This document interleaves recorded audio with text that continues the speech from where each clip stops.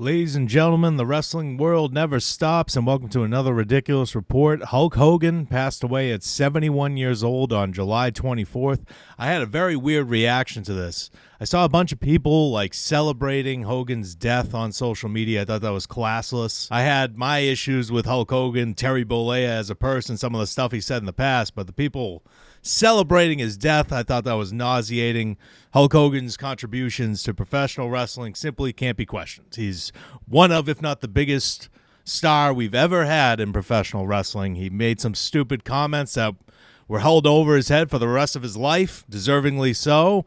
And, but he doesn't deserve to have his death celebrated by these freakazoid fans. I don't understand that thought process. I was pretty devastated after Hulk Hogan passed away. I was actually kind of weirdly looking forward to seeing how he's going to be the commissioner of Real American Freestyle.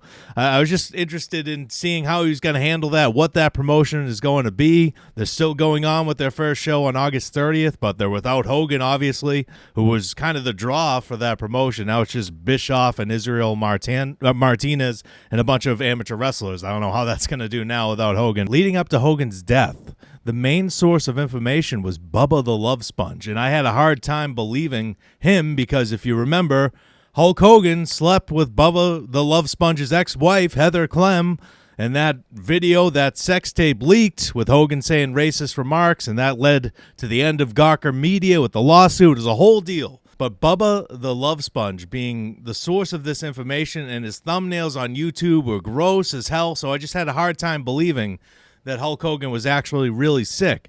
His passing completely shocked me. I knew he wasn't doing well, but there were reports he was doing okay. Jimmy Hart was saying he was doing okay the day before he died. Just sucks. It's unfortunate what happened to Hulk Hogan. It's also unfortunate to me that his final appearance was on the Raw debut on Netflix and he got booed. That's a bummer of a way for Hogan to go out on WWE television to me after all he accomplished, all he did for the business. Hulkamania was a little bit before my time when I became a professional wrestling fan. Hogan was in WCW in the NWO heel turn. All that legendary shit, his rivalry with Sting, all that is what I grew up with. And then I also, watched Hogan versus The Rock at WrestleMania 18. So I was on the later end of Hulk Hogan. I didn't experience Hulkamania growing up, so I didn't have that love for him that so many people do. But people fall in love with the character, not the person. They loved Hulk Hogan, not Terry Bollea. And I'll always have fond memories of Hulk Hogan in professional wrestling. Even his weird stint in TNA, I watched that live, living through that. Him and Eric Bischoff taking over TNA. I thought that was an epic disaster, a beautiful disaster, if you will. There's so many funny clips from that if you go back and watch. But in reality, Hulk Hogan is one of the most important figures in professional wrestling history. So he deserves that respect, I believe. So rest in peace to Hulk Hogan. There were plenty of tributes. Cody Rhodes talked about him on SmackDown. They did a 10-bell salute. Cody Rhodes noted that Hulk Hogan had a complicated history. Nick Aldis talking about Terry Bollea made personal decisions in his life that deserve criticism. So people are getting their criticism in while addressing Hogan's death. He'll be criticized for what he said, and people will reference it for forever. But he also deserves the recognition for what he did in the professional wrestling business. There's been an update about Karrion Kross. He's scheduled to face Sami Zayn at SummerSlam next weekend. Kross and Scarlett's contracts are expiring soon, and they haven't signed new ones. They're expiring in August, and Kross reportedly has been telling people backstage that he hasn't reached a new agreement with the company. So at the most, we got a month left of Karrion Kross's contract, and he still hasn't signed an extension. So hopefully there's some kind of an agreement here. Hopefully he doesn't get jobbed out to Sami Zayn at SummerSlam. But who knows? Karrion Kross remains one of the biggest stars in the company despite barely ever getting to wrestle.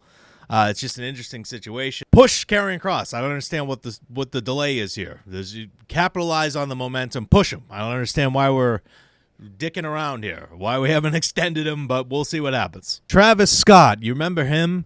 He interfered in the WrestleMania main event, helping John Cena defeat Cody Rhodes to become the new undisputed WWE champion. Cody Rhodes earned another title shot at John Cena at SummerSlam next weekend by winning the King of the Ring tournament last month. Well, now we have an update as to why Travis Scott has been absent from WWE television. He's reportedly had a massive falling out with the company, and they're not going to use him anymore.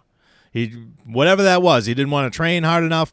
Whatever that falling out was, he's gone. So Travis Scott interfered in the WrestleMania main event, and now the company doesn't want to work with him anymore. I find that to be incredibly embarrassing. He's a huge part of John Cena's final run in the company, and they don't want to work with him anymore. I think that's ridiculous. It just screams poor planning to me. Like, you didn't have these conversations with Travis Scott about training beforehand, and so once he starts training, he sucks. You realize, oh, shit, we made a mistake. That's ridiculous. That was the WrestleMania main event. That's crazy to me. And finally, Drew McIntyre shared a video revealing that he was stuck in the United Kingdom. He said he went to England for a friend's wedding with his wife, enjoyed the wedding. When they tried to go back, they weren't allowed to return to the United States. Eventually, his wife was allowed to return to the United States to care for their animals at home, but McIntyre's still stuck in the UK. It doesn't matter. I know exactly who you are, your property and the likes. But no, we can't let you in the country, buddy. We can't let you in the country. So my wife and I panic. We say, we've got a sick animal at home. We're good people. And I thought that it might have been a joke because he blamed Jelly Roll at the end of the video and said Jelly Roll is eventually going to gain all his weight back, which was hilarious. I'm going to drop you, Jelly Roll. I'm going to make you pay. And eventually, you're going to gain all that weight back. And you're going to look like one of these fuckers. But it's not a joke. According to a new report from PW Insider, McIntyre's actually stuck in the UK and he can't get back into the United States. WWE's scrambling to try to figure it out before SummerSlam.